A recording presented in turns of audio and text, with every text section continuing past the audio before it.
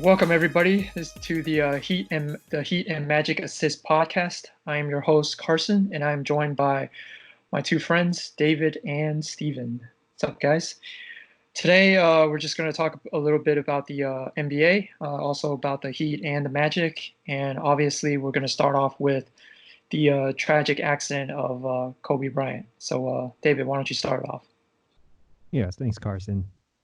Tragic news about Kobe Bryant dying in a helicopter crash. I think for a lot of NBA fans, he just meant a lot to anybody who enjoyed basketball. I just like to just share some of my fondest memory of Kobe Bryant, or just what I remember about Kobe Bryant. The most recently is just his last game against the Utah Jazz when he went off for, I believe, 61 points. What a way to end your career, scoring 61 points. I just remember, or 60 points. I just remember he took all the shots for the Lakers, including 21 three-pointers.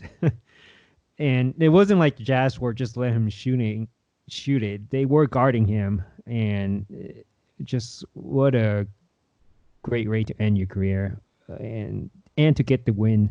I guess my other memory of Kobe Bryant includes, I think it was his third or fourth year in the league, and it was when he had an afro. We still had an afro, and I was reading a magazine. I forgot which one it was, but it was saying, "Is Kobe Bryant the next Michael Jordan?" And I was thinking, what? How could they make that comparison? But it's just amazing how his career turned out and how many championships he got.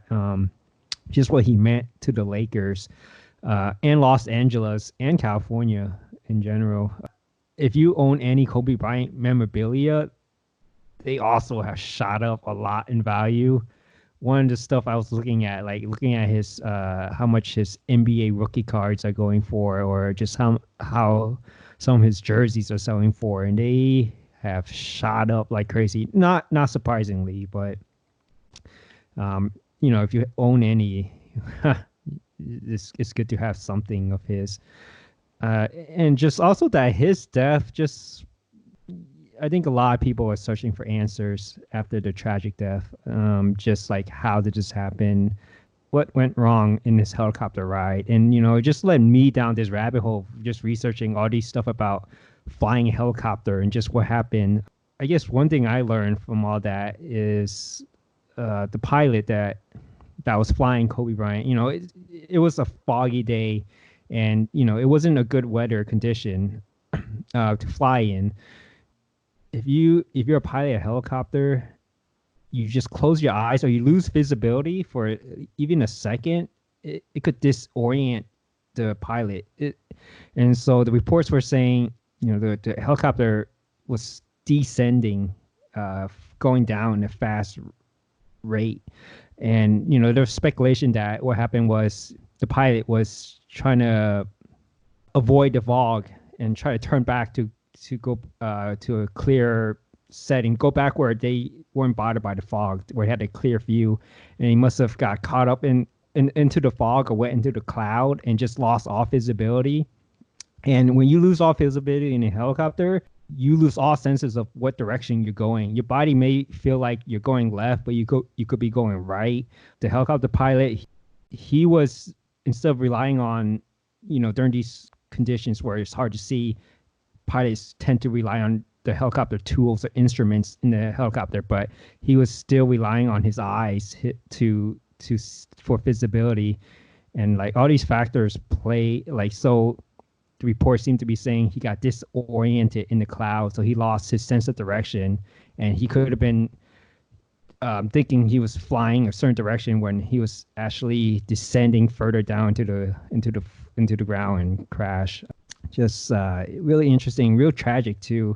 And like, his tragedy led me to watch one of his daughter, I think nicknamed Gigi. Well, I watched one of her basketball games, which Kobe Bryant was the coach of, and you could tell Kobe taught her well. She had a very good form for a really young girl, and like, she would be shooting a lot of threes. Not the star player of her team, but what's also tragic is, like, her teammates were also on a helicopter ride and also passed away. I mean, it's sad that Kobe even after basketball, he found this new career of being a coach to his daughter's basketball team, and just his daughter renewing his love in basketball even after when he's not been playing basketball anymore. That's what I have to say about Kobe, and just he will be missed. Yeah, it's tough, right? Yes.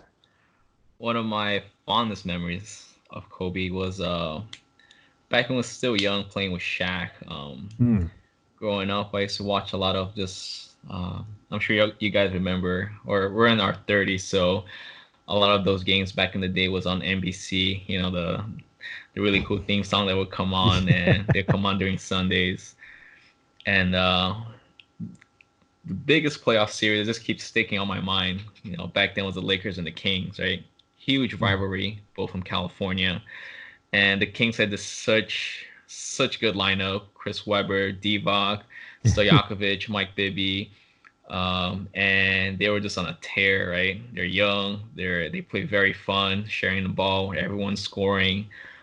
And then you had the Lakers, Kobe and Shaq, and very good backup players as well.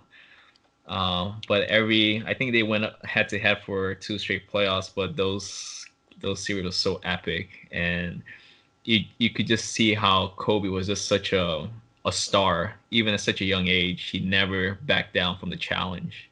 Mm-hmm. And it kind of set him up to be this huge superstar where he never backed down from anything. And that's kind of where his reputation came from, right? And he just had this very strong persona where no one would intimidate him, no matter who it was. And just thinking about how that kind of person is no matter how strong you may seem to be, one day you can just kind of not be there. But those series were so memorable, and seeing him grow up as we grew up as well, being basketball fans our whole lives, he kind of just, we're not really directly be in contact with him. We don't know him, so we can't really talk or know him as a real person. But Kobe has always been a presence in the basketball world, and as fans, following the NBA, he kind of was always there in the background, right? And you kind of see him grow up as we did. And so now that now that he's gone, it's kind of hard to imagine where, it's kind of you don't kind of know where the sense of like there's something missing, right? You're not going to be seeing him anymore. And you think that it's not going to leave like a big impact because we don't really know this guy. But the fact that if you put it in perspective, for the basketball community, how he's always been there. You kind of watch him go from this young, super aggressive, and just wanting to conquer the world attitude, to now this guy who's he's mentoring every single player in the NBA. Everyone wants to go to his academy and just be part of his want to be tutored by him, and how he's doing the same thing for his kids. He's devoting his whole life to the next generation, and how he's 2 years later he's winning an Oscar. Right. He's talking about something that he loves. His passion for the sport is just kind of it's kind of hard to kind of see that we won't see that presence anymore. Someone to kind of keep leading the baton. Even after his playing days, he was still a leader in the community, of how he represented himself and how he led the example as to how you should be as a competitor, as a player, and just as a human being. Growing up, I appreciated Kobe a lot. He was definitely acknowledged as one of the best players for his generation. But I was still young, didn't really understand the ins and outs of basketball like I do now. And I'm not saying I'm an expert or anything, but I didn't appreciate him as much as I did back then. But as when he retired, or he was getting close to retire, he started putting up his career in perspective through many of his interviews, and kind of get to appreciate the journey that he took, and with his passing, you kind of put that perspective into how you or me, as as he was going through his journey, how my journey was in my own life. and how he is he's a little older than I am, but it's kind of like we both grew up together in a parallel way. He got to do something that uh, I love to just watch. Obviously play. Obviously I don't play as much now that I'm older, but it's kind of hard to think about how we lost one of the great ambassadors that really promoted just sheer love for the game that we all love to talk about. Yeah. Yeah. I also like how he brought that competitive spirit even outside of basketball. Like he just wanted to be the greatest at everything. Like one story that was really interesting for me was after retirement, Kobe Bryant got really involved into investing in stocks.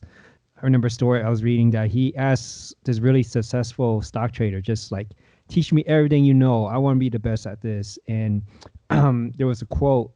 Yeah, the question was, in 20 years, will your legacy be basketball or investing? Which one will you prefer? And Kobe say investing. And so that was just like, wow, this guy, basketball player, wants to be known, like really wants to be a great stock investor. And just like that really, I like investing in stocks too. Just like bring all these different interests together, building this brand, this Kobe Bryant brand, this legacy beyond basketball. You don't see that from normal, even any other basketball player. It's just, It's yeah. just the perspective, right? He's Right. kind of always felt like it's just more than just basketball, right? Right. It's just the way he carried himself, and it translates so well into everything else that he's done, afterwards. Yeah. Carson, what are your memories of Kobe Bryant? My memories. I mean, you guys pretty much said everything. Like the real memory that like I have about Kobe is he has like no fear whatsoever. Like he's not gonna get punked at all. Like that's like pretty much like the main thing I know about Kobe. Because everybody should remember when Matt Barnes played for the Orlando Magic, Uh huh. and then he was trying to inbounds the ball, and he tried to fake it, the throwing, and Kobe was in front of him, and Yeah. he was just moving his body like back and forth, like from side to side. He's like, you ain't gonna throw it. And then Matt Barnes just tried to punk him by putting the ball in front of his face, and just Kobe was just no blinking whatsoever, Yeah. just the same thing. That I mean, that's pretty much what I remember about Kobe. Like he shows no fear like for anybody. It's just sad that he passed away. That's all. For sure. Yeah. Well, are there any other NBA news you guys want to talk about? Um, well, speaking of NBA news, I Uh would huh. like to say that Zion started playing. Mm, yes. Uh, I saw his first game, and I just want to say this about Zion. Zion is listed at 85 pounds. When I looked at him, he definitely does not look 285 pounds. He looks like he's like 290, maybe 300. That guy's big. Yes, he is. And he was also another thing that I just want to point out though is when he was playing, he was limp. It looked like he was limping a little bit, Huh. which is not good. And if he's your franchise player and he was limping in in a real game, like a regular season game, why would you even make him play? Like I don't know what the Pelicans are thinking. They're still thinking about making the playoffs. Why would you do that? The guy, what if he injures himself even more? I Well, you don't gotta. I don't think Go he's on. limping. I think this is just walks differently. I don't think anyone said that Is he's it hurt. Like they definitely what is he wouldn't play walking him. differently because he's fat or It is the way he walks. Like trust me, so fat? Carson, they have a lot more at stake than you do. If they saw him limping, they would get him out right away. I don't think he's been limping at all. I don't know about that. It's It looks like he's limping to me. But I just want to point this out just for some fun facts for you guys. Mm-hmm. Do you know who are the top five heaviest players in the NBA right now? Hmm. And and also, do you know what positions they play? I mean, I would tend to think centers or big guys. You are correct. The heaviest player listed is Boban Oh, of course. Markdonovich. And you know how much he weighs? 290 pounds. Oh, I would think 300, but okay. 290 pounds. The second one, weighing at 289, is the internet sensation who almost won an All-Star ballot position, Taco Fall, at 289 pounds. Coming up third is the one and only, the man we were talking about, Zion Williamson at 285. Mm. And Zion is 6'7". The other guys are about 6'7" feet or 7 foot. After Zion, the next heaviest is Andre Drummond at 279. Think about that. Yeah, but I would say he's the most athletic of them all. By far. Yeah. I think he used his weight to good use. And then after that, it's a tie. It looks like it's a tie between Robin Lopez at 275 and also Jahlil Okafor at 275 as well. You know what's crazy about the Pelicans team? Like the majority of that team, and I'm not sure if it's majority like per numbers wise, they're all Duke players. It's like nuts how many Duke players they have. Wait, who's the other Duke besides There's Jahlil Okafor, Zion, Brennan Ingram, and JJ Redick, and then maybe some of the other ones. Right. I forgot JJ Redick was on the Pelicans. What? There might be some other ones. I'm not sure, but that's a lot of Duke players, man. I just want to point that out. Like Zion Williamson, if he doesn't manage his weight, he's not gonna last long. He's gonna have a career. He's like Charles Barkley. Even Charles Barkley lost weight when he started playing with the league. Well, that's after it took him some time, but there's something that they did mention that or Zion mentioned that he's learning how to walk better, in the sense that he had a bad habit of where he wouldn't it's equivalent to locking your knees. You guys ever been told to never lock your knees because you're supporting your weight with your joints, not with your muscles? So he has that issue where you don't land, like when you jump, you don't land with your legs straight, right? You want to kind of have a small bend so that you're using your muscles. Your muscles activate when you land to kind of cushion your fall. So he's saying he's been relearning how to walk, land, jump, and all that stuff. And that's been kind of what's been attributing to his he's had a pretty significant history of surgeries, I guess, for his young age. So a lot of that stuff he's still trying to get used to. Also, there is one thing he can do to help that: lose some goddamn weight. He's 6'7" and he weighs 285. Lose like 20 pounds. It's all part of it, but I mean, it's hard to lose weight when you're injured too. Dude, man, he looks like a Pillsbury Doughboy out there. But it's difficult for you to relate to him, Carson, because you have like a very opposite problem, right?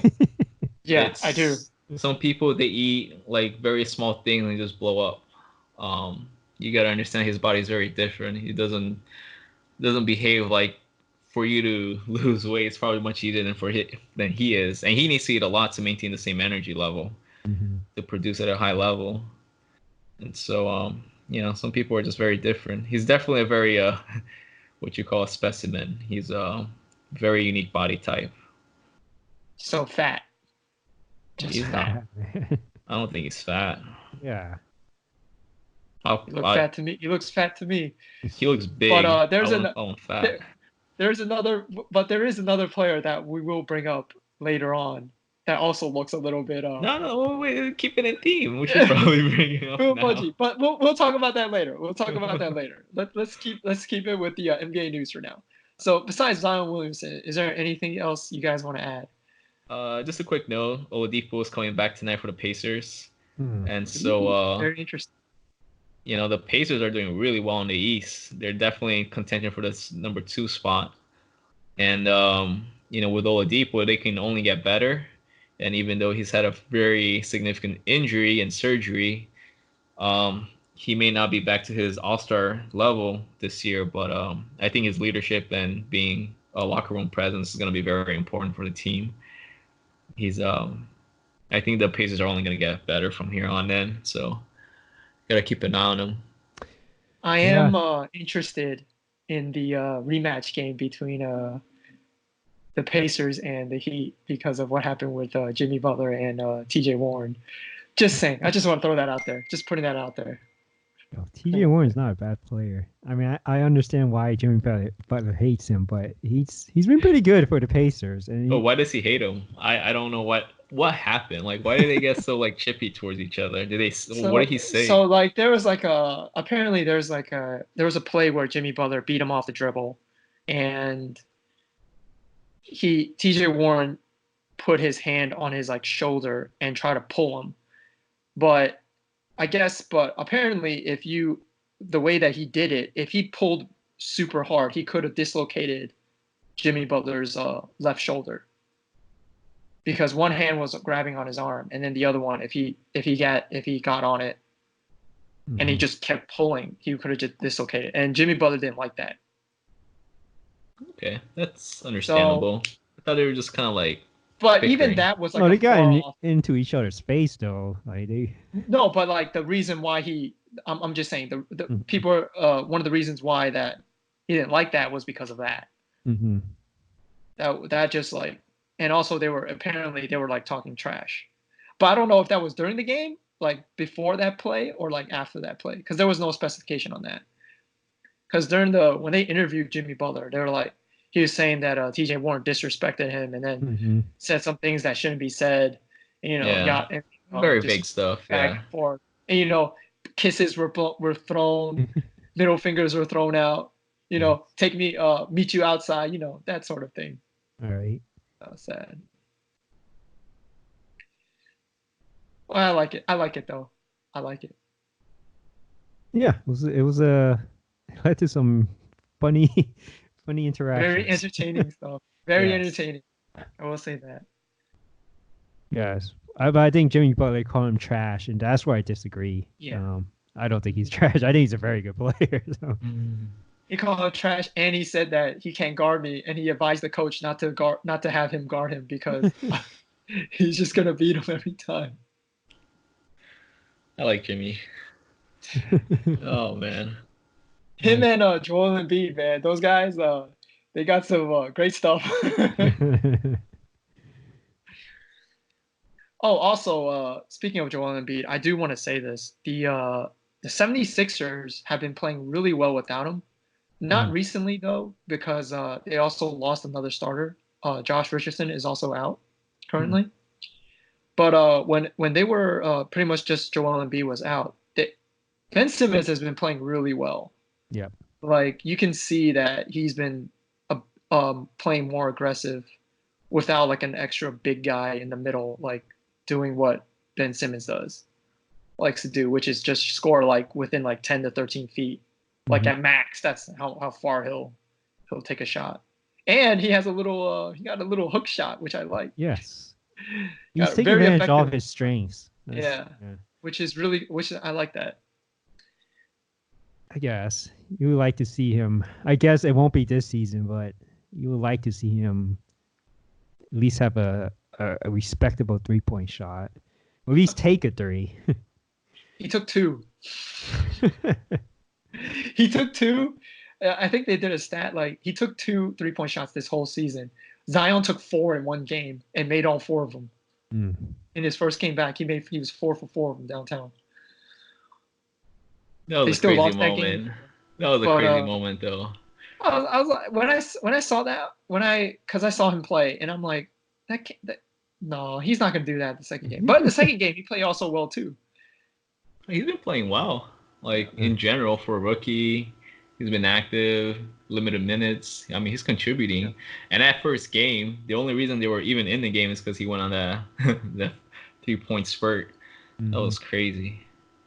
Also, when he takes a jump shot, it doesn't look like he jumps, but probably because he's just fat. So, like, look at those arms, man. He doesn't need to jump to throw the ball. Like, look at Shaq, right? He has the same problem. Like, they're just too strong. I think Shaq made a comment. It's like like regular people trying to shoot a golf ball, right, or tennis ball. Hmm. You're just too strong. They can't control it. But yeah, he definitely doesn't have much of a jump when he does a jump shot. But I mean, other than that, I mean that's that. Anyways, that's all the NBA news I want to say. I don't want to take it away from if you guys have anything else to say. No, I guess that will lead me to my transition. Speak of Jimmy Butler and Ben Simmons, lack of 3-point shooting.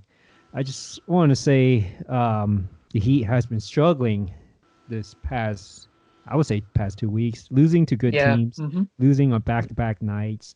They lost to the Boston Celtics last night, and I would think most of it was contributed to their poor 3-point shooting, including Jimmy Butler, who I know his strength is not 3-point shooting, but he has for the entire month of January, he has made 2 3-pointers for the entire month of January.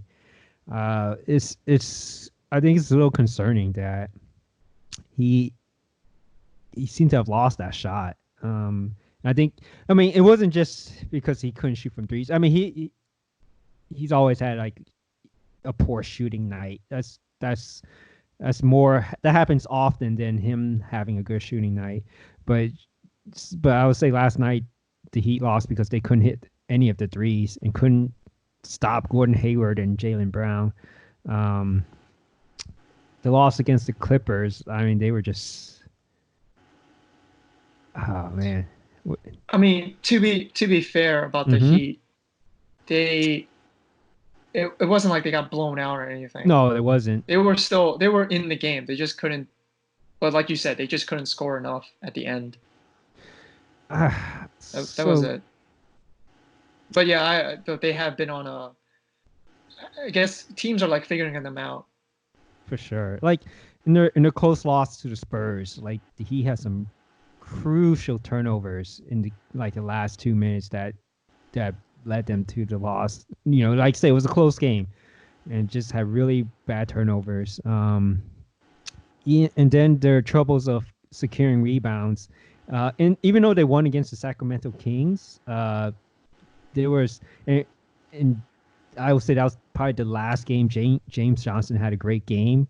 He made like 2 threes in the last minute of that game, 2 clutch threes, but it was just their lack of offensive rebounding, or they can't secure the rebound, leading to offensive rebound. Really, which has been a major season problem for them throughout the season, but a big problem during the Kings game. And the Heat were down 2 points with less than 2 seconds left before they won it in overtime. They had a miracle play by Bam Adebayo to even go in overtime, but their offensive rebounding, the offensive rebounding allowed by them almost cost them the game against the Kings.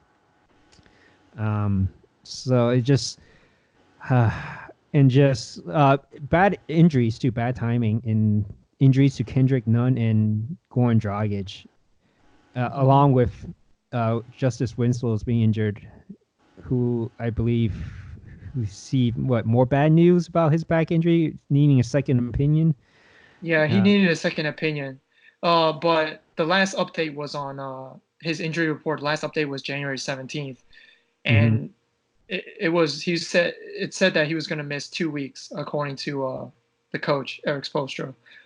But they also during that time apparently there was a second opinion that was sought out. Not looking good for Justice. Yeah, No. he did get paid, so.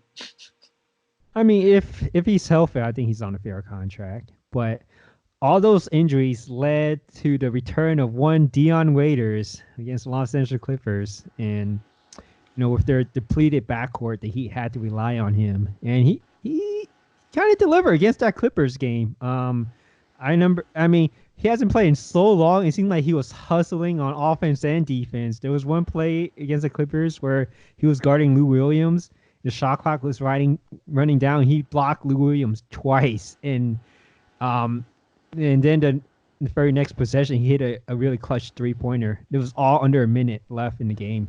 I wish they did lose, but it's good to see Dion Waiters still have it, still continue his 3-point shooting. Yeah. Yeah. You guys have anything to mention about his weight concern? I do. I just want to say it's a concern. That's about it. I don't. I don't think he looked to too. me, it's either he's fat Uh-huh. or the uniform that he was wearing the wrong size because it looked a little. So I'm just gonna leave it at that. Okay. Anything you want to say about that, Steven?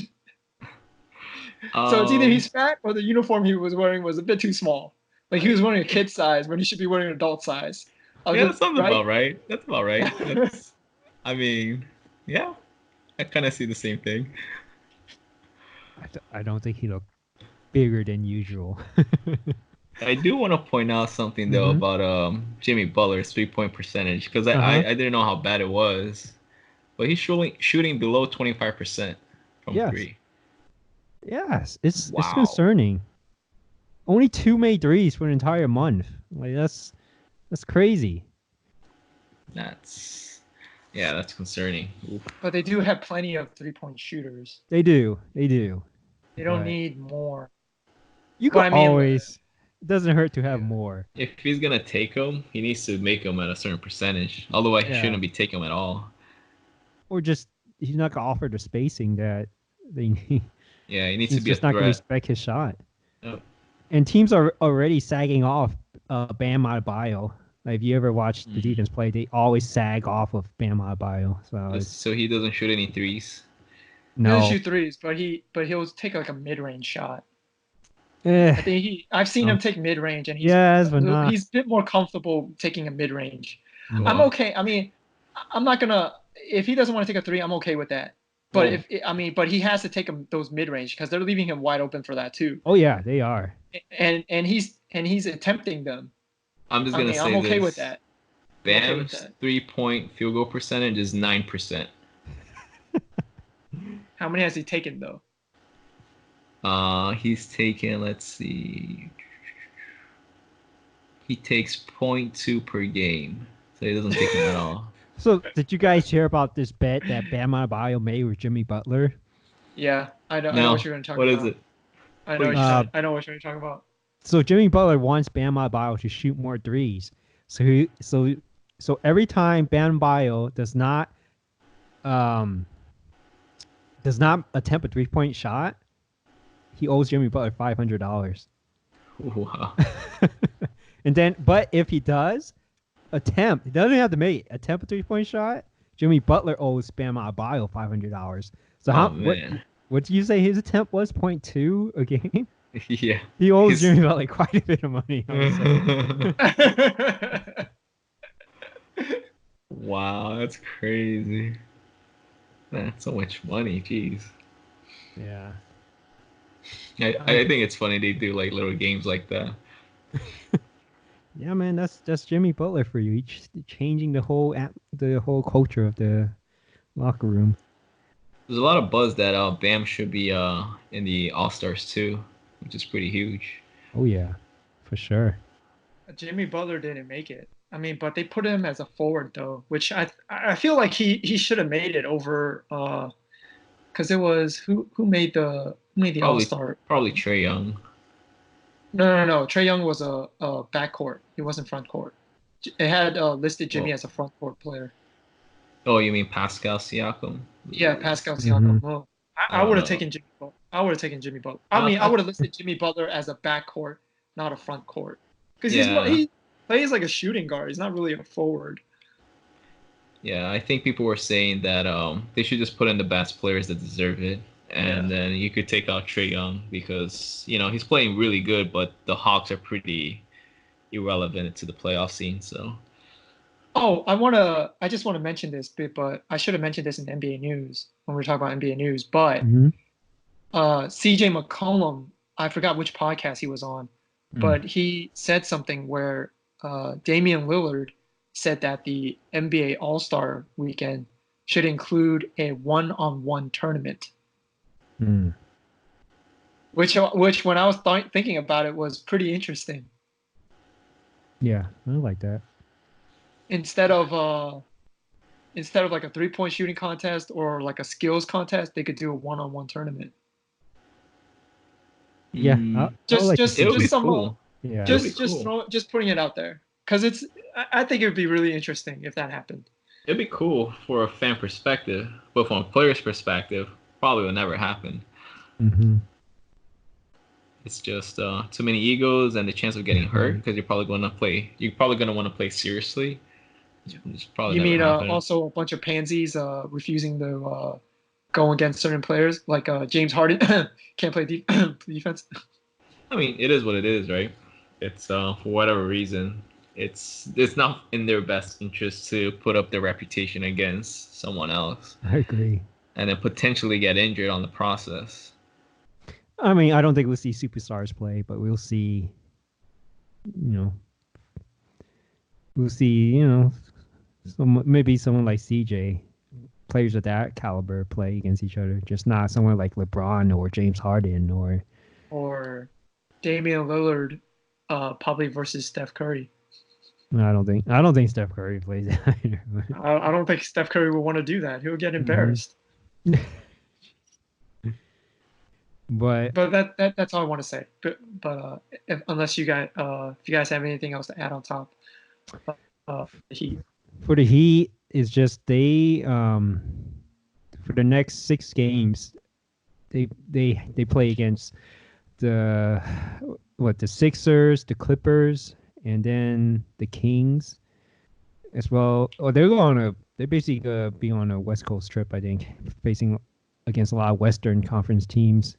They haven't been doing well, and it's not really gonna get any easier. Like I said, they have a game they played the Magic on Saturday, and then they played the 76ers, Clippers, followed by the Kings, Trailblazers, then the Warriors. I mean, I could see them going 3-3 because they seem to struggle against team with good records.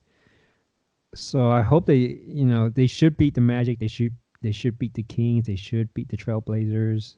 Hopefully the Warriors, but the Warriors on a back-to-back, and they've been horrible on back-to-back games. The Heat cannot win on that second night of a back-to-back. It's really hard for them to win. Yeah, that seems to be a kryptonite for the whole season. So I'm hoping they could do better than 3-3 because they're third in the Eastern Conference, but like the 6th seed Indian Pacers, they're only up by 2 games for the Pacers. So I mean, there's a lot of room to fall. They could go all the way down to 6th seed. Yeah, I agree. Yep. So hopefully the Heat can go more than. Hopefully it could beat either the Sixers or the Clippers. On that note, I was gonna do a little update on the Magic. On the other side, they haven't been doing too well since they got back home from their road trip. They played the Thunder, the Celtics, the Clippers, and then they came back home they came back home and played the Thunder, Celtics, and Clippers, and they lost all of them. Mm-hmm. I mean, they're clearly teams that are going to compete for the title. So, I kind of expected. It was kind of interesting to see the Thunder play.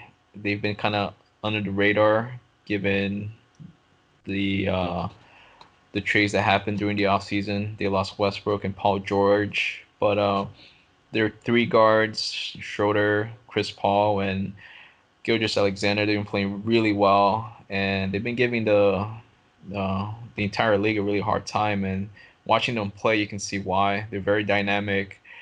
They can score at will, and they like to play defense. They play hard defense on that backcourt, so it's very good to see.